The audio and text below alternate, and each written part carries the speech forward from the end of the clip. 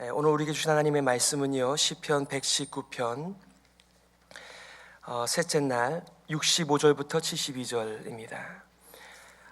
시편 119편 65절부터 72절까지입니다.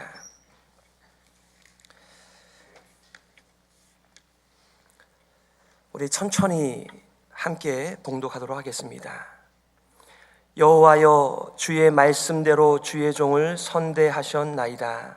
내가 주의 계명을 믿었사오니 명철과 지식을 내게 가르치소서. 고난당하기 전에는 내가 그릇 행하였더니 이제는 주의 말씀을 지키나이다. 주는 선하사 선을 행하시오니 주의 율례로 나를 가르치소서. 교만한 자가 거짓을 지어 나를 치려 하였사오나 나는 전심으로 주의 법도를 지키리이다. 저희 마음은 살쪄 지방 같으나 나는 주의 법을 즐거워하나이다. 고난당한 것이 내게 유익이라. 이로 인하여 내가 주의 율례를 배우게 되었나이다. 주의 입의 법이 내게는 천천 금은보다 승하니이다. 아멘. 주여, 고난을 통해 배우게 하소서라는 제목으로 말씀 증거하겠습니다. 이번 집회의 전체 주제는 말씀의 기쁨을 누리게 하소서입니다. 여러분, 어떤 분의 말씀이 여러분에게 기쁨이 됩니까? 여러분, 기쁨이라고 하는 것, 그것은 옆 사람이 밀어서 느끼거나 누릴 수 있는 것이 아닙니다. 마음 깊은 곳에서 터져나오는 우리의 전인격적인 반응이 기쁨입니다. 이것은 하나님의 말씀을 통하여 하나님과 나와의 관계가 어떠함을 보여주는 중요한 기준이 되는 것입니다. 하나님의 말씀이 기쁜 이유는 하나님께서 내게 은혜와 사랑을 베푸시며 그 은혜와 사랑을 받아 먹으며 누리고 있는 내가 하나님을 사랑하게 된다는, 사랑하고 있다라고 하는 그 상태를, 그 관계를 의미하기 때문에 그런 것입니다. 말씀의 기쁨을 누리게 하소서. 이 간구는 하나님의 은혜와 사랑을 제가 날마다 입으며 저도 하나님을 사랑하며 살고 싶습니다. 아니, 하나님의 사랑만이 진짜이며 영원하며, 그래서 제가 하나님의 사랑에 제 인생을 맡깁니다. 그래서 그 하나님의 입에서 떨어지는 그 하나님의 말씀이 기쁜 것이며 그 말씀을 누리며 살아가는 것입니다. 만약에 여러분 마음 가운데 하나님의 말씀 앞에서 기쁨보다는 의무감과 질식함이 있다라고 한다면 여러분을 이렇게 독려해서 난 기뻐해야 돼, 기뻐해야 돼, 기뻐해야 돼 이렇게 하지 마세요. 기쁨은 자기를 꾸짖어서 나오는 삶의 표현이 아니기 때문에 그런 것입니다. 요약을 하자면 우리가 어제는 주여 주의 인자하심으로 가르치소서. 온 천하 만물이, 아니 우주 전체가 다 하나님의 입김, 하나님의 은혜와 사랑과 긍휼의 입김으로 만들어졌기에 우리가 이 세상을 통하여 하나님의 사랑을 통하여 가르쳐 달라고 간구하는 것이지요. 첫 번째 날에는 주여 고난의 때에 인내하게 하소서. 보통 평안할 때는 오히려 하나님의 말씀을 붙드는 것처럼 보이나 고난의 시기에서는 하나님의 말씀을 던져버리며 가볍게 여기는 우리의 삶의 모습을 보지만은 진짜 하나님과의 관계 속에서 하나님의 말씀을 붙드는 사람들은 오히려 고난의 시기에 더 하나님의 말씀을 깊이 있게 깨달으며 붙드는 것을 보기에 우리의 환경과 처지에서 하나님의 말씀을 던져버리는 것이 아니라 오히려 그 고난이 하나님의 말씀을 더 꽉 붙드는, 사실상 우리의 삶 자체가 절벽 같은 인생이지요. 하나님께서 오늘도 우리들에게 은혜 주셔서 하나님 고난을 통하여 배우게 하여 주옵소서. 실상 여기에 한마디를 더 넣는다고 한다면 주여 고난을 통하여 분별력을 가지게 하여 주옵소서, 이 메시지입니다. 우리에게 찾아오는 여러 가지 형형각색의 인생 또 고난의 그 모습들 통하여 우리는 인생의 거품과 불순물들을 드러내며 제거하는 기회를 얻게 되는 것입니다.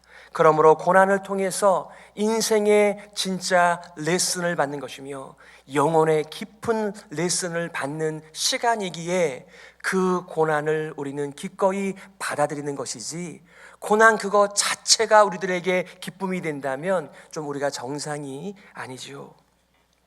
오늘도 어제와 같이 한 구절씩 여러분들과 좀 천천히 나눌 텐데요. 65절에 여호와여 주의 말씀대로 주의 종을 선대하셨나이다.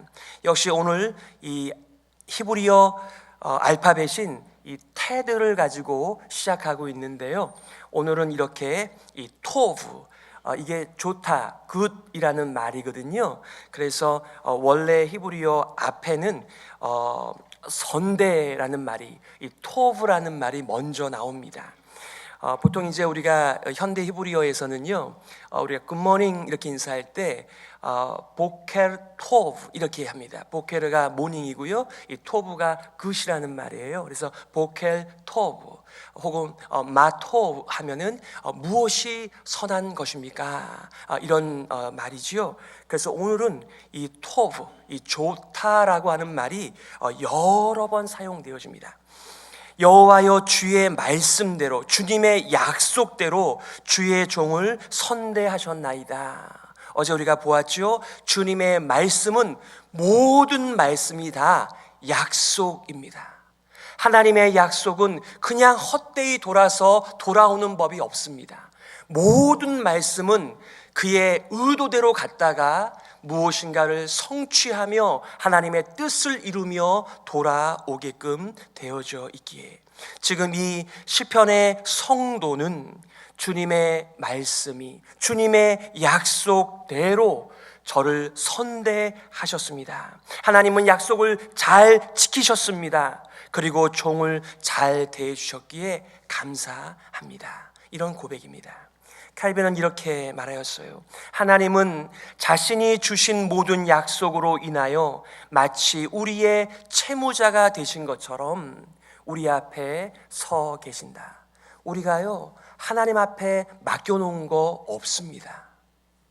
그런데 우리는 마치 우리가 하나님 앞에 맡겨놓은 듯, 마치 우리 자녀가 우리 부모들에게 이것 주세요, 저것 주세요 라고 하는 것처럼 그 아이들이 부모들에게 맡겨놓은 거 아무것도 없어요. 그러나 우리 하나님께서는 약속의 말씀을 주신 대로 우리들을 선대하신다. 이렇게 고백, 감사 올리고 있습니다. 사도 바울은 이것을 이렇게 말하였지요. 고린도후서 1장 20절에 하나님의 약속은 얼마든지 그리스도 안에서 예가 되니, 예스가 되니, 그런즉 그로 말미암아 우리가 아멘하여 하나님께 영광을 돌리게 되느니라. 하나님께서는요, 그리스도 안에서 모든 약속들을 성취해 오셨으며 성취해 갈 것이며, 그러기에 우리는 그리스도 예수를 배울 때마다 신실하신 그분의 말씀에 헌신하시는, 그의 약속을 반드시 지켜내시는 그 하나님 앞에서 우리가 기쁨을, 평안을, 안정을 되찾는 것입니다. 66절 내가 주의 계명을 믿었사오니 명철과 지식을 내게 가르치소서.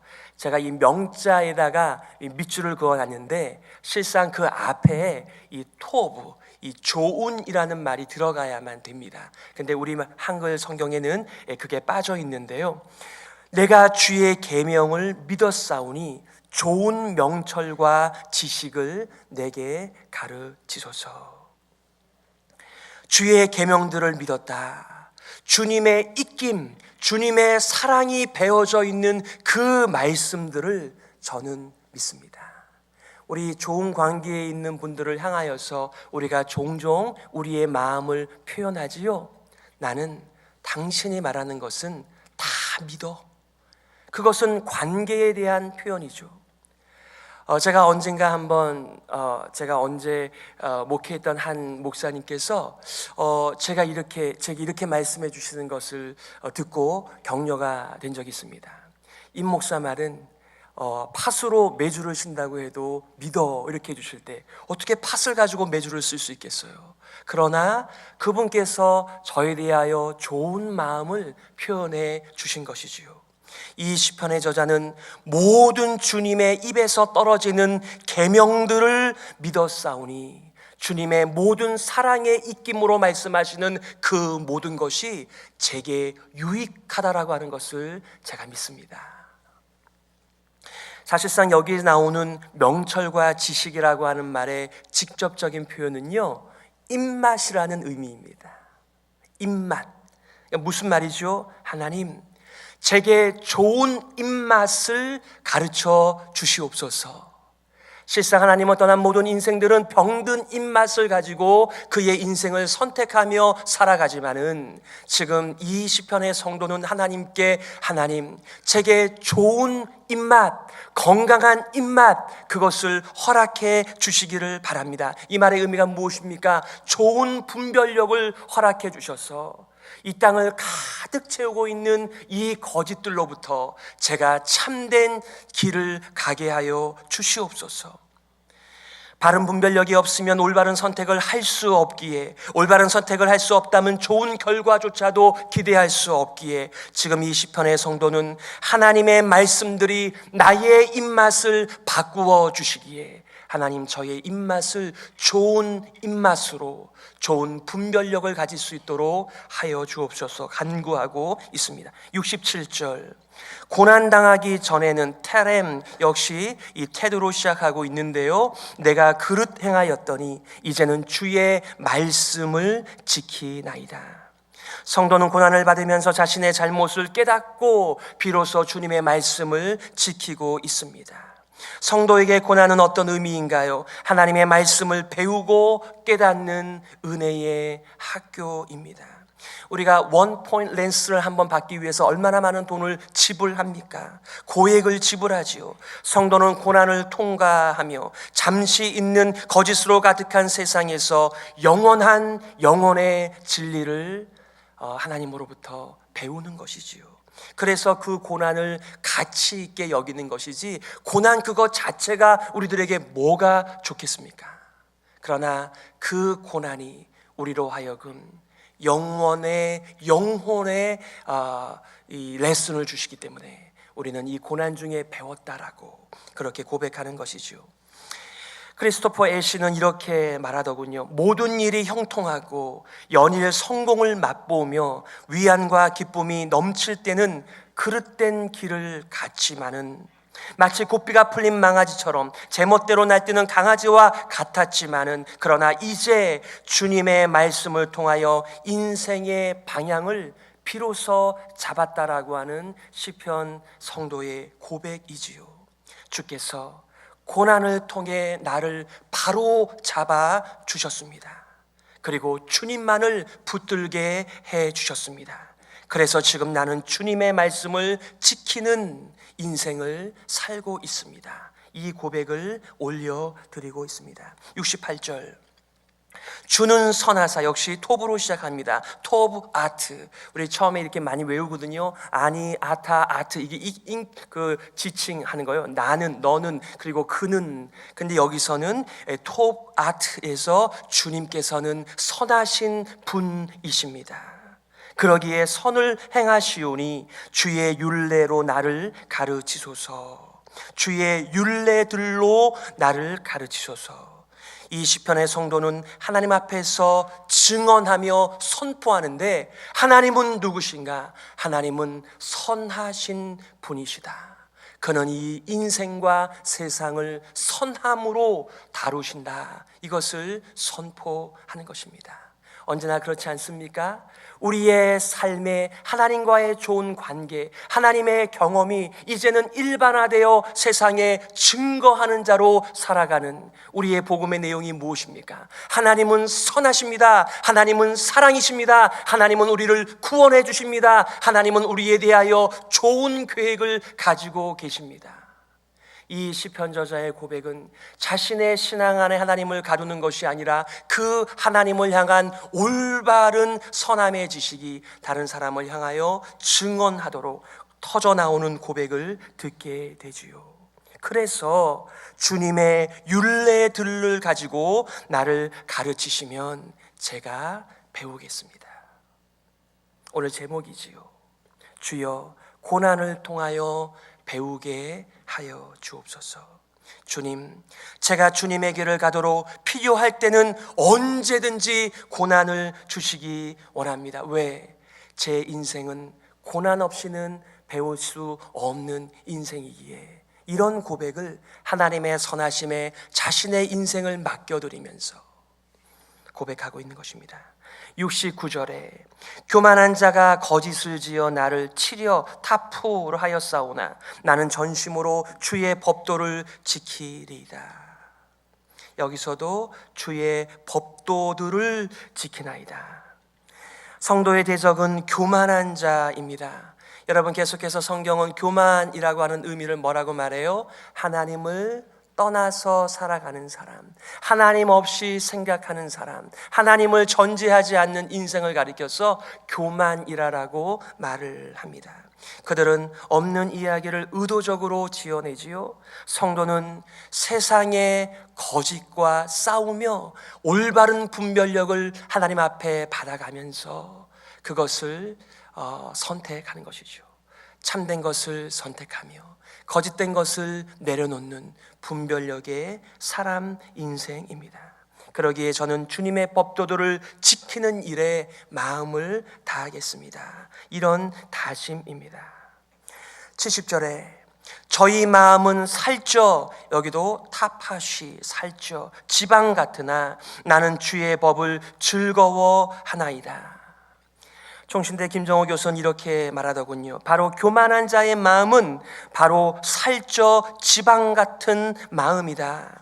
그들의 마음은 기름으로 두툼해져 타파시 되어 마치 몸에 지방이 두툼하게 쌓인 것처럼 마음도 비대하여서 하나님의 진리와 깨달음이 결코 뚫고 지나갈 수 없다. 이렇게 주석하였습니다. 이것은 주님의 법을 즐거워하는 시인의 모습과 너무나 정반대의 모습이죠. 그들은 끊임없이 하나님 없는 아이디어를 선택하면서 그들의 길을 가고 있습니다. 아무리 외쳐도, 아무리 하나님께서 은혜와 긍휼을 그 앞에 펼쳐놓아도 고르는 것마다, 선택하는 것마다 하나님 없음을 선택하는 바로 그들은 교만한 자들입니다. 그러므로 교만한 사람들은 하나님 없는 거짓을 사랑하고 즐기지만 저는 진리를 사랑합니다. 나의 계명을 가지고 지키는 자라야 나를 사랑하는 자니 나를 사랑하는 자는 내 아버지께 사랑을 받을 것이요 나도 그를 사랑하여 그에게 나를 나타내리라. 하나님의 말씀을 사랑하는 사람들은 진리를 사랑하는 사람들이고 그분들은 바로 하나님을 사랑하는 분들이십니다. 하나님을 사랑하는 사람들은 거짓을 미워하는 사람들이며 하나님을 사랑하는 사람들은 진리를, 하나님의 말씀을 사랑하며 살아가는 사람들이지요. 71절 고난 당한 것이 내게 유익이라. 여러분도 이렇게 말씀하실 수 있으시겠어요? 고난 당한 것이 내게 유익이라. 토브 리, 나에게 유익이다. 나에게 좋은 것이다. 이로 인하여 내가 주의 율례를 배우게 되었나이다. 주의 율례들을 배우게 되었나이다. 그전에도 배웠습니다. 그전에도 들었습니다. 그전에도 보았습니다. 그러나 고난을 통하여 주님의 이 참된 진리가 이제는 제 마음에 새겨졌습니다. 좀 과격하기는 하지만 제가 종종 그렇게 기도하지 않습니까? 하나님, 제 귀를 뚫어 주시옵소서. 하나님의 말씀이 제 심령과 영혼과 인생 가운데 깊이 배기게 하여 주셔서 이 세상의 수많은 거짓들이 나를 들었다 내렸다 할 때에도 저는 이 참된 진리로 살아가게 하여 주옵소서. 그런 간구이죠. 이 고난은 하나님의 사랑과 은혜의 손길이 이 시편의 성도를 잊지 않고 있다라고 하는 증거입니다. 칼빈은 이렇게 얘기했지요. 하나님께서는 고난의 망치질을 통하여 본성적인 우리 완악함을 부드럽게 만드신다라고 말이죠.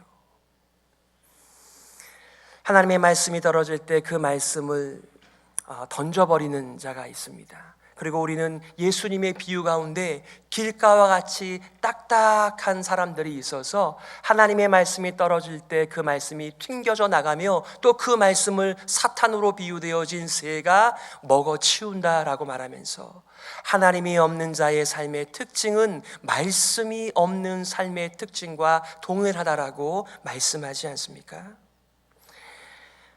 모세를 통하여서 이스라엘 백성들의 그 고난의 시기, 광야의 학교를 이렇게 말씀하셨지요. 신명기 8장 16절에 내 열조도 알지 못하던 만나를 광야에서 내게 먹이셨나니 왜냐하면 다 너를 낮추시며 너를 시험하사 마침내 내게 복을 주려 하심이었느니라, 이렇게 말합니다. 어저께 그저께 장례 예배가 있었는데요, 제가 장례 예배 때 주신 말씀 예레미야 애가를 함께 나누었는데요, 그 중에 이런 말씀이 있습니다. 예레미야 애가 3장 32절 33절에 저가 비록 근심케 하시나 그 풍부한 자비대로 긍휼히 여기실 것임이라. 주께서 인생으로 고생하며 근심하게 하심이 본심이 아니시로다. 하나님께서는 우리를 괴롭게 해놓고서는 즐거워하는 분이 아니시지요.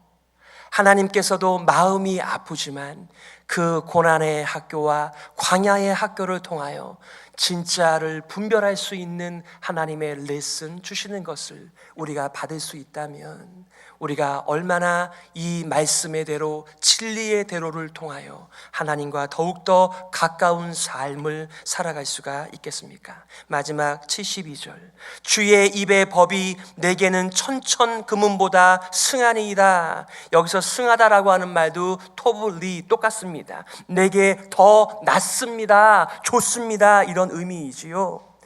여러분, 천천의 금원을 가지고 이 세상에서 할 수 있는 일들이 얼마나 많은지 몰라요. 그래서 우리는 가끔 이 하늘을 쳐다보면서 혹시 돈벼락이 안 떨어지나, 우리 혹시 천천의 금원이 안 내려오는가, 저것만 있으면 내가 훨씬 더 이 세상을 윤택하게 잘 폼나게 살아갈 수 있을 텐데. 여러분, 천천의 금원이 나쁜 게 아니에요. 그런데 여기서는요, 그 천천의 금은 너무너무 좋은 것이지만, 너무나 많은 것을 가지고 있는 것이지만, 실상 저에게 있어서는요, 주님의 입에 있는 법이 그것보다 더 좋습니다. 더 낫습니다. 하나님께 초점 맞추며 선하신 그 하나님이 나의 발을 굳게 하시며 나로 하여금 실족지 않게 만드시는 천천의 금원을 가지고는 도저히 살 수 없는 영혼의 깨짐을 바로 하나님의 말씀을 통하여 우리들에게 가져와 주시며 회복 주시기에 우리는 주님의 입에서 나오는 그 말씀을 더 좋게 여긴다, 이 고백 올려드리는 것입니다. 시편의 성도는 고난을 통해서 천천의 금원이 결코 할 수 없는 현실을 보았던 것이지요. 깨어진 영혼과 바람 같은 세상과 죄와 거짓과 죽음으로 가득한 세상을 치유하는 유일한 주님의 입의 법, 복음을 듣고 보고 만났기 때문에 이 천천의 금은보다 바로 하나님의 입에 있는 그 말씀을 제게 주십시오. 제가 배우겠습니다. 이렇게 고백하는 것입니다. 말씀을 정리하면서요, 여러분 오늘 성경 통독 3일째를 이제 맞이하게 되지 않습니까? 하나님께서 이 바벨탑을 무너뜨리시고 하나님의 나라를 아브라함을 통해서 세우십니다. 아브라함과 이삭과 야곱과 요셉의 족장들의 세계를 보면서 저들이 온갖 거짓과 온갖 고난 가운데 있지만 그 일을 통하여서 하나님께서 그들의 영혼을 어떻게 온전케 하시며 구원해 주시는 것을 보는 것은 우리들에게 즐거움을 주며 기쁨을 회복시키며 나도 이 길을 가겠다라고 하는 오늘의 삶을 하나님의 말씀에 근거하여 살아가는 것입니다. 성도들에게 있어서 고난은 하나님의 은혜의 선물이며 섭리라고 하는 것을 배우는 것이지요. 그래서 사도 베드로는 고난 중에 있는 교회와 성도들을 향하여 이렇게 권면하지 않았습니까?